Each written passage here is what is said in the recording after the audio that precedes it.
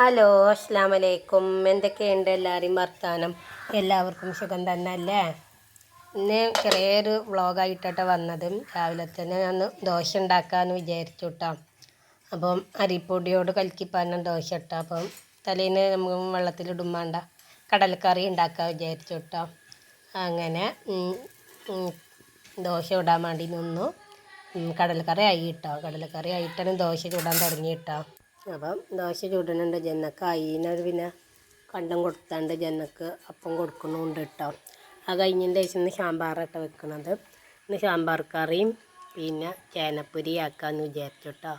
ചേനപ്പൊരി ഒന്ന് നീളത്തിലൊക്കെ ഒന്ന് പൊരിച്ച് നോക്കാമെന്ന് വിചാരിച്ചിരുന്നു. അങ്ങനെ ഉണ്ടാക്കിയത് ഇതിന് മുമ്പ് ഉണ്ടാക്കിയത് നല്ല ടേസ്റ്റ് ഉണ്ടായിരുന്നു. മക്കൾക്കൊക്കെ ഇഷ്ടമായി കേട്ടോ.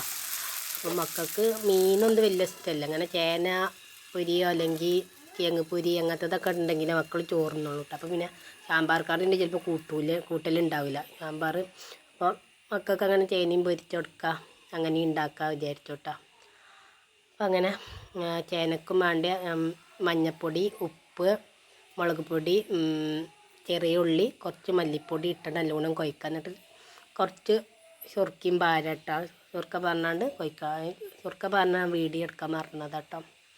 നല്ലോണം നമ്മൾ കുറച്ച് നേരം കായം കൂട്ടി വെക്കണം കേട്ടോ. കായം കൂട്ടി വെച്ച് കഴിഞ്ഞ് കുറച്ച് നേരമൊക്കെ ഒരു അരമണിക്കൂറൊക്കെ കഴിഞ്ഞിട്ട് പൊരിക്കുകയാണെങ്കിൽ നമുക്ക് അതിമക്ക് ഉപ്പും മുളകൊക്കെ പിടിച്ചുമ്പോൾ ഒന്നുകൂടി ടേസ്റ്റ് ഉണ്ടാവും കേട്ടോ നമുക്ക്. അപ്പോൾ പിന്നെ ഞാൻ നാളേക്കും വേണ്ടി പച്ചരിയും ഉഴുന്നൊക്കെ വെള്ളത്തിലിട്ടു കേട്ടോ.